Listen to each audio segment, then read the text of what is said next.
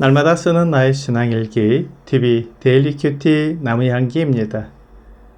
오늘은 요한 1서 2장 1절부터 2절을 묵상하겠습니다. 나의 자녀들아, 내가 이것을 너희에게 쓰면 너희로 죄를 범하지 않게 하려 함이라.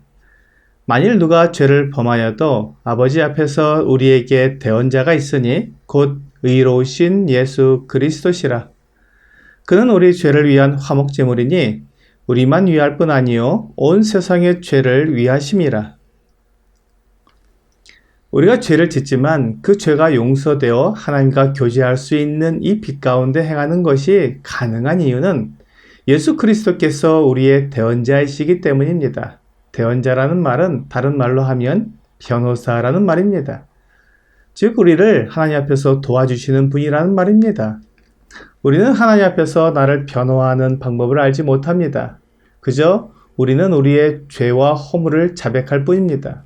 바로 그때 예수 그리스도께서 하나님 앞에서 우리의 변호사가 되어서 우리를 위해 주님 자신이 하신 일을 하나님께 말씀드리며 우리의 죄와 허물이 완전하게 해결되었음을 말씀해 주시는 것입니다. 사실 주 예수님은 요한복음 19장 30절에서 예수께서 신포도주를 받으신 후에 이르시되 다 이루었다 하시고 머리를 숙이니 영원히 떠나가시니라 라고 말씀하셨습니다.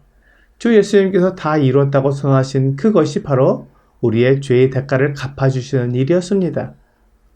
주 예수님께서 십자가에서 달려 죽으시고 그 피를 흘리심으로 우리의 모든 죄를 다 갚으셨습니다. 요한복음 1장 29절은 이튿날 요한이 예수께서 자기에게 나오심을 보고 이르되 보라 세상 죄를 지고 가는 하나님의 어린 양이로다 라고 말씀하시므로 예수 그리스도께서 우리의 죄를 담당하시기 위해 이 세상에 오신 하나님의 아들 구원자이심을 분명히 말씀해 주고 있습니다. 로마서 5장 1절은 그러므로 우리가 믿음으로 의롭다 하심을 받았으니 우리 주 예수 그리스도로 말미암아 하나님과 화평을 누리자라고 말씀하고 있습니다. 주 예수님은 십자가에서 죽으심으로 우리의 모든 죄를 용서해 주시는 것으로 그 사역을 마치신 것이 아니라 우리와 하나님 사이를 화목하게 하심으로 사랑의 교제를 나눌 수 있게 하셨습니다. 그러므로 우리에게 하나님과 화평을 누리자고 말씀하시는 것입니다. 우리가 하나님과 화평을 누리기 위해서는 죄를 범하지 않아야 합니다. 우리가 죄를 범하지 않기 위해서는 우리 자신을 빛 가운데 놓아야 합니다. 예수 그리스도는 세상의 빛이십니다. 그러므로 그 누구도 어둠 가운데 있을 필요가 없습니다. 그리스도께서 비추시는 빛으로 내 안에 있는 어둠을 몰아내면 우리는 죄를 범하지 않게 될 것입니다.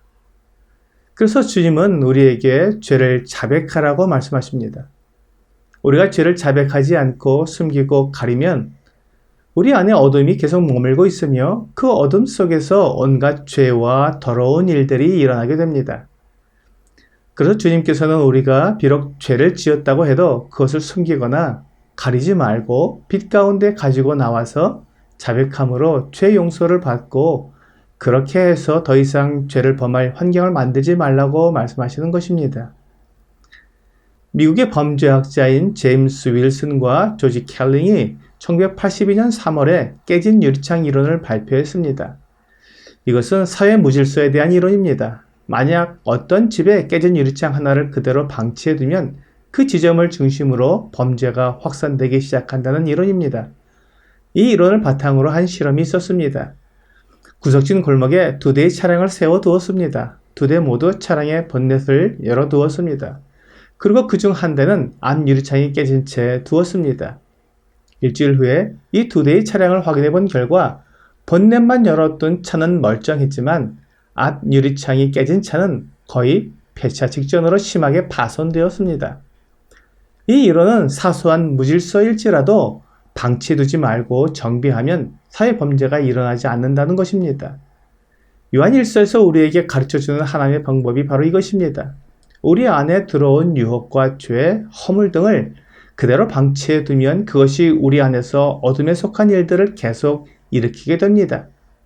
그러므로 하나님은 우리의 작은 죄, 허물 등을 빛 가운데 가지고 나와서 그것이 우리 주 그리스도 예수의 피로 용서되었음을 확인하고 우리를 위해 주 예수님께서 하나님께 변호해주고 계시다는 사실을 확인하여 더 이상 우리가 죄를 범하지 않게 하라는 것입니다. 나의 연약함, 나의 허물이 드러나게 되면 다시 그런 일을 반복하지 않게 될 것입니다. 물론 우리는 연약함으로 언제나 죄를 범할 가능성이 있습니다. 그러나 하나님은 우리의 연약함을 알지 못하시는 분이 아니기 때문에 우리가 자백함으로 예수 그리스도의 은혜와 도우심을 입을 수 있게 하시는 것입니다. 예수 그리스도께서 우리의 화목제물이 되어주셨다고 오늘 본문 2절에서 분명히 말씀하고 있습니다.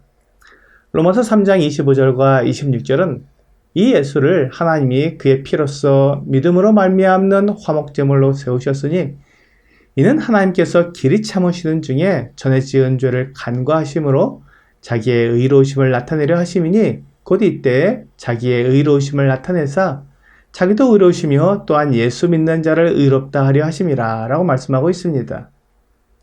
하나님께서 예수 그리스도를 화목제물로 세우셨다고 말씀하고 있습니다. 죄로 인해 하나님과 원수가 된 사람들을 하나님께서 죄 용서를 해주시고 화목한 관계로 만들어 주신 것입니다.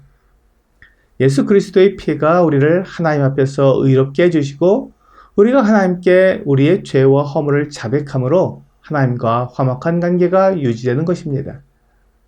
이 결과로 우리가 죄를 범하지 않게 되는 것입니다. 하나님과 화목하게 되어서 교제를 나눔으로 하나님의 거룩하심과 완전하심을 깨닫게 되고 하나님의 은혜와 사랑을 실감하게 되면서 죄를 지을 환경을 없애고 죄의 유혹을 받을 때 하나님 앞에서 자신을 돌아봄으로 죄를 거절하고 죄에서 자유롭게 되어 하나님과 더욱 화목을 누리게 되는 것입니다. 이것이 하나님께서 우리에게 바라시는 모습입니다. 우리 주님은 누구든지 하나님과 화목할 수 있도록 십자가에서 이 세상 모든 사람의 죄를 다 갚으셨습니다. 그러므로 누구든지 예수 그리스도를 하나님의 아들로 우리를 구원하시는 구원자로 믿는 사람은 모든 죄를 용서받고 하나님의 자녀가 되어 하나님과 화목하게 되는 것입니다.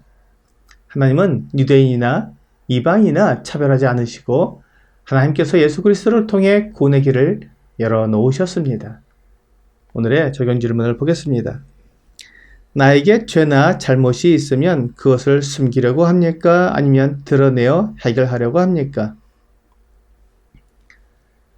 죄를 지었을 때 처음 드는 생각은 어떻게 이것을 숨길까 하는 생각일 것입니다. 그러나 하나님을 알고 예수 그리스도의 사랑을 기억하게 되면 하나님께 자백하게 됩니다.